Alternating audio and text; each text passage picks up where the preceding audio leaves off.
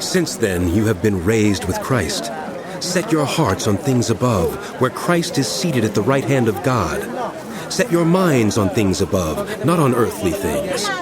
For you died, and your life is now hidden with Christ in God. When Christ, who is your life, appears, then you also will appear with him in glory. Put to death, therefore, whatever belongs to your earthly nature: sexual immorality, impurity, lust, evil desires, and greed, which is idolatry.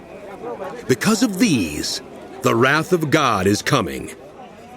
You used to walk in these ways, in the life you once lived. But now you must also rid yourselves of all such things as these: anger, rage, malice, slander, and filthy language from your lips. Do not lie to each other, since you have taken off your old self with its practices and have put on the new self, which is being renewed in knowledge in the image of its Creator. Here, there is no Gentile or Jew, circumcised or uncircumcised, barbarian, Scythian, slave or free, but Christ is all and is in all. Therefore, as God's chosen people, holy and dearly loved, clothe yourselves with compassion, kindness, humility, gentleness, and patience. Bear with each other and forgive one another if any of you has a grievance against someone.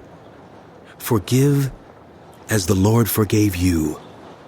And over all these virtues put on love, which binds them all together in perfect unity.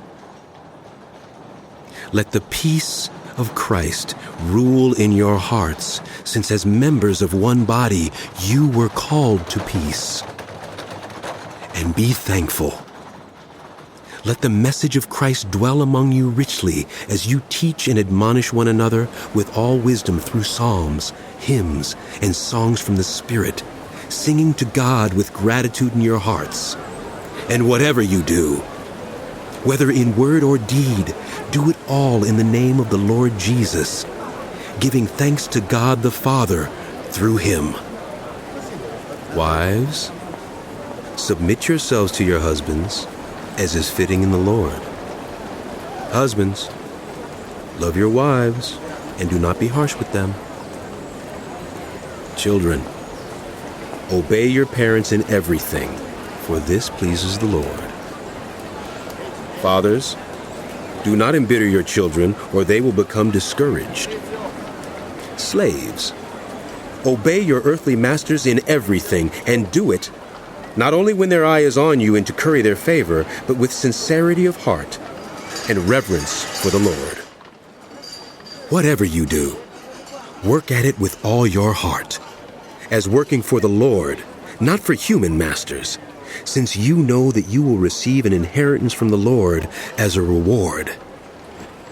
It is the Lord Christ you are serving. Those who do wrong will be repaid for their wrongdoings, and there is no favoritism. Masters, provide your slaves with what is right and fair, because you know that you also have a master in heaven.